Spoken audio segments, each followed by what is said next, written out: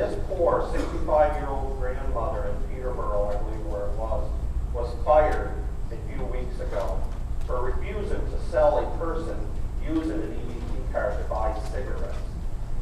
Do you feel she was justified in refusing him, and is there a problem that you would look at as our next governor of New Hampshire? Absolutely, 100%, she was right in what she did. And I'm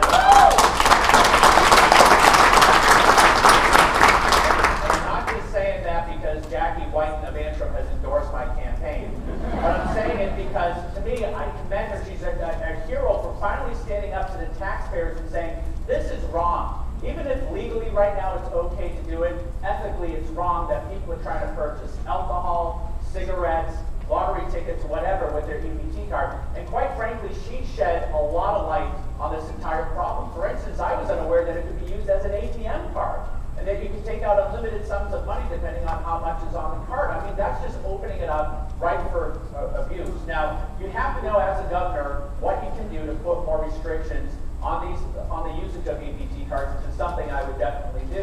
One thing is that a lot of the rules, because a lot of this is federal money, the rules are governed out of Washington. You know, is it shocking to know that because it's being done out of Washington, it's not working right? I would direct my Commissioner of Health and Human Services to apply for a waiver from Washington, as other states have already done, so that we can put on our own rules and restrictions here in the state on as far as what can be purchased on these EBT cards and how they can be used. The other thing I would do is that we put an RFP out to get a vendor every few years that does all the administration of these EBT cards. Right now it's JP Morgan. And we do this as a conglomerate, and one of the states that does it with us is New York. And we've let New York take the lead on the RFPs over the years. So what I would do is I would say we should do our own independent RFP and make sure that as part of that RFP, we're telling the vendors, you must have a tracking system on the usage of the EBT card so that we can track how these purchases are being done, where they're being done, and so that we can better monitor it as a state. Because you know what? There are people who do need these services. And there are people who are losing out on getting these services because of folks that are purchasing the wrong things on them.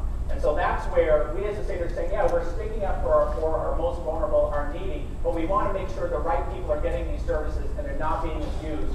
And again, I commend Jackie White for doing what she did on it.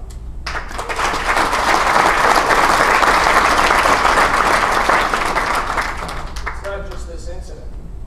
We have to look top and bottom over our social service delivery systems and make sure that we have qualified people who are eligible for these services. I stood with the speaker at a press conference earlier this year in support of legislation that would require us to validate beneficiaries of these benefits. Actually, are New Hampshire citizens that are alive. The speaker pointed out through an audit that was done, his request, that there were a number of issues with respect to verifying, first of all, the beneficiaries that they're eligible to receive those benefits. And again, as a foster parent of a special needs young man who receives benefits through the state in some of these programs, he's truly needy. And any dollars that we lose hurt him, and they hurt, and that loss of dollars are people who are truly needing our state. With respect to the cashier who stood up and did the right thing, I don't know what her employment relationship is with her employer, but I think we owe her a debt of gratitude for shedding light on something that's really a problem